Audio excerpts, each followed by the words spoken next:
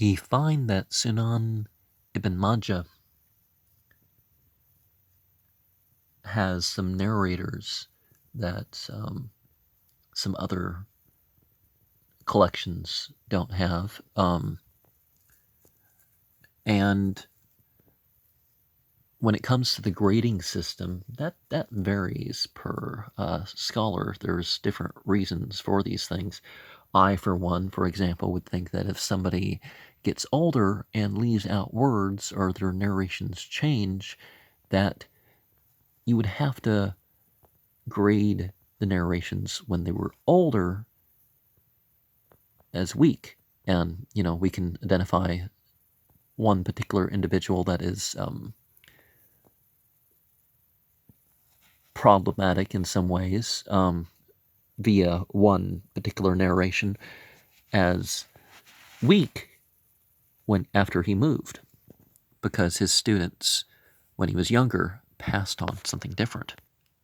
Narration 77 talks about the divine decree. It's obligatory to believe that the divine decree befalls upon you. But,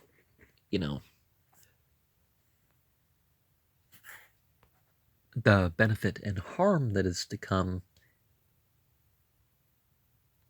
is not something that's unjust. And we, of course, need to just, refer to our circumstances. Narration 419 to 422 are about, performing the ablution and doing it carefully, like a few passes over of, the hands to the elbows and the feet and face and that sort of stuff, but not doing too much. And of course, we know that one is sufficient of not just wiping the head, but the rest. But we start with one that tells us to complete the ablution with Ashhadu an la ilaha illallah wa ashhadu anna Muhammadan abduhu wa rasuluhu. You testify to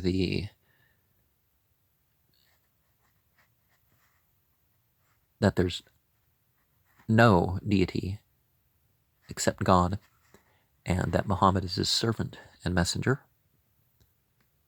Messenger kind of, Rasul kind of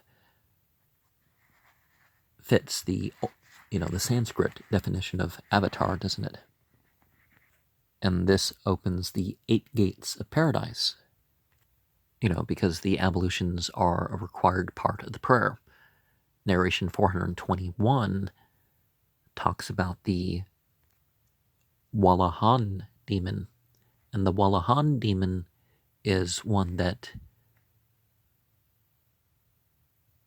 brings about insistent thoughts and doubts about the water when washing and such.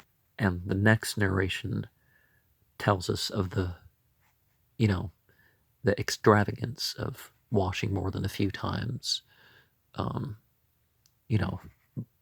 passing over, more than a few times. Now, sometimes you have to get out some soap or something to scrub with or something, and it's necessary to actually, but you know what I mean. Narration 241 talks about the 3 things that are left behind as your continual legacy that continues to build upon yourself, which is why it makes sense more than anything else that there's like a final judgment, because then all the consequences of what you've done can be seen, right? And, there's the good child that prays for you, charity that continues to have an impact, and the knowledge that you've passed on. We find elsewhere that the knowledge that's useful, that, just how wrong it is to hold back on it. Now, some useful knowledge, you've obviously got to provide some knowledge with it. Narration 239 tells us that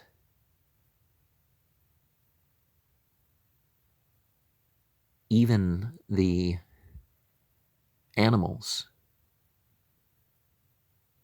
among the things of this world pray for the scholar. There are many keys to good and a lock to evil. And woe to the one who has made it as keys to evil. You know, for one who it is made for.